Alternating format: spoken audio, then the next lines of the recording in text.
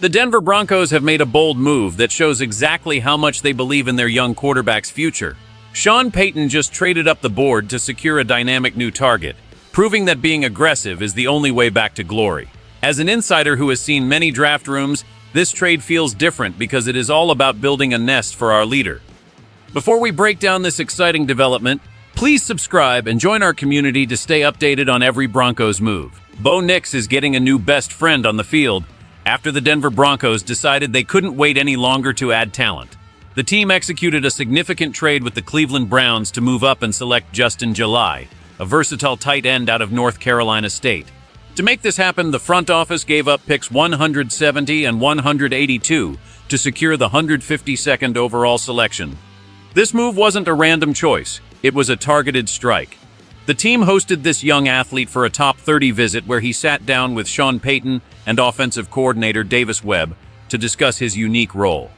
Standing at 6 feet 3 inches and weighing 241 pounds, this new addition brings a Swiss Army knife skill set that the coaches absolutely love. He can line up in the backfield, in the slot, or as a traditional tight end, making him a nightmare for opposing defenses to track. While Evan Ingram remains the primary starter at the position, this rookie is expected to compete immediately for a role. He will likely jump over names like Lucas Krull and Nate Adkins on the depth chart to become a primary rotation player.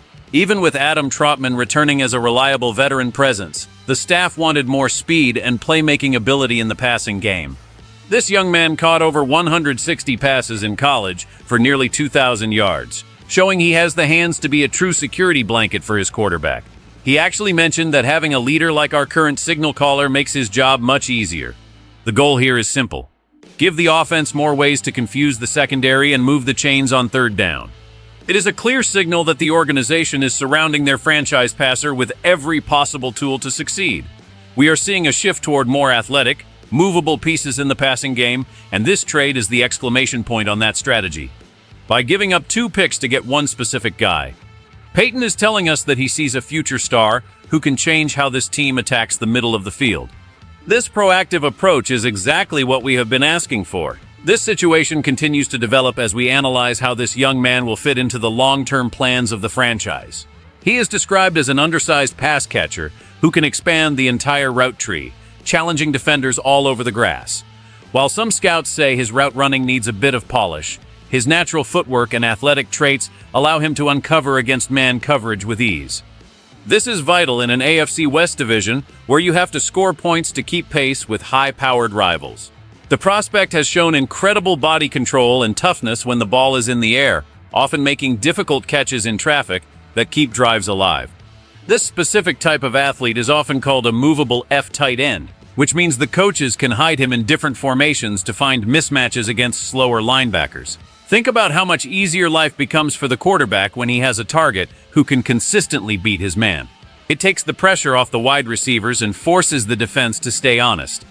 Although there are questions about his blocking strength and effort at the point of attack, his value as a receiver is what drew the Broncos to trade up. He is the kind of player who turns a 5-yard gain into a 15-yard gain because of his agility after the catch. Looking back at team history, we have always thrived when we had a tight end who could stretch the seam and create chaos. This pick represents a return to that philosophy. The staff clearly prioritized twitchy athletes in this draft cycle, and he fits that mold perfectly. He is not just a backup. He is a developmental piece with the ceiling of a long-term starter. If he can refine his technique under the guidance of this veteran coaching staff, he could become one of the biggest steals of the entire draft. The locker room will benefit from his energy and his willingness to do whatever the team asks. Whether he is blocking in space or catching a screen pass, he is focused on the ultimate goal of winning football games for this historic franchise. Looking at the direct consequences of this move, we can see exactly why the front office was so eager to pull the trigger on a deal. It matters because it directly addresses the biggest need on our roster, helping our quarterback feel comfortable and safe. When a young passer has a reliable target who can catch anything thrown his way, his confidence grows exponentially. This move is designed to make sure our offense doesn't stall out in the red zone or on those critical 3rd and shorts that have haunted us in recent years. By adding a security blanket, the team is making sure that if the primary receiver is covered, there is always a secondary option ready to make a play. This leads to more first downs, more time on the clock, and ultimately more points on the scoreboard. It is about making the game simpler for everyone involved. If this new weapon can emerge as a consistent threat, it opens up the deep passing game for our speedsters on the outside. Defenses won't be able to double-team our star wideouts if they are worried about a tight end shredding them over the middle.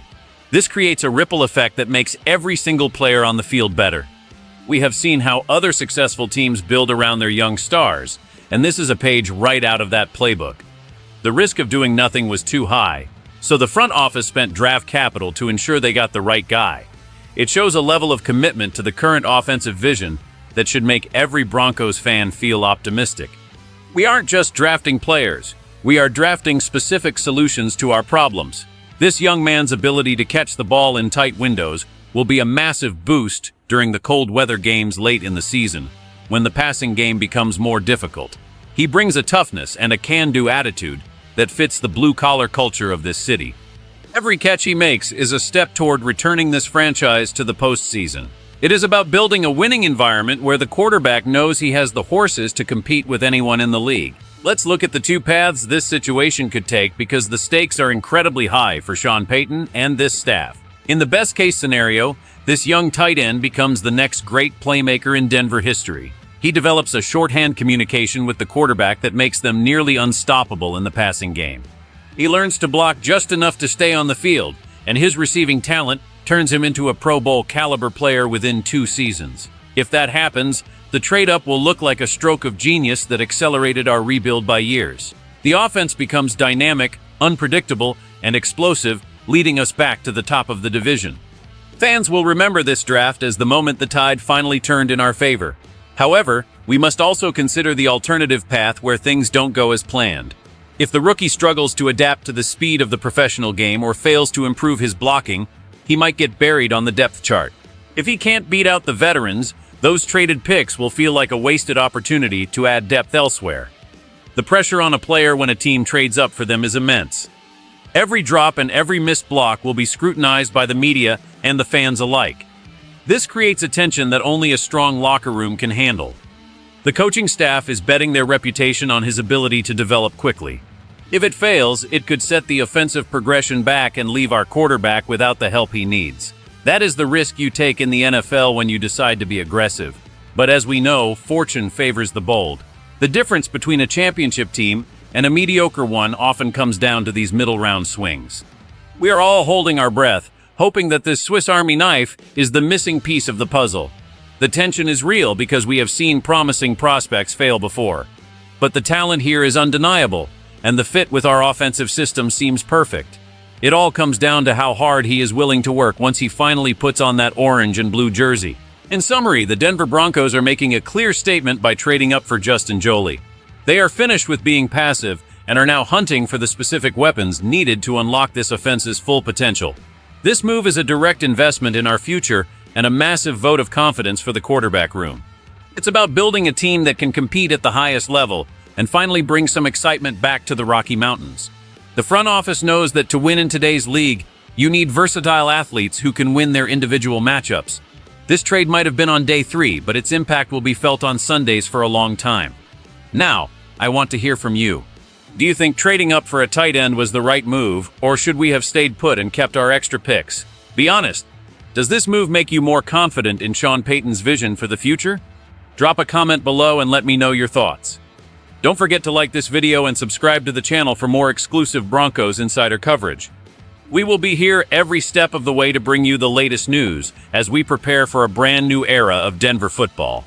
Your support means the world to us and helps us keep bringing you this content. Go Broncos!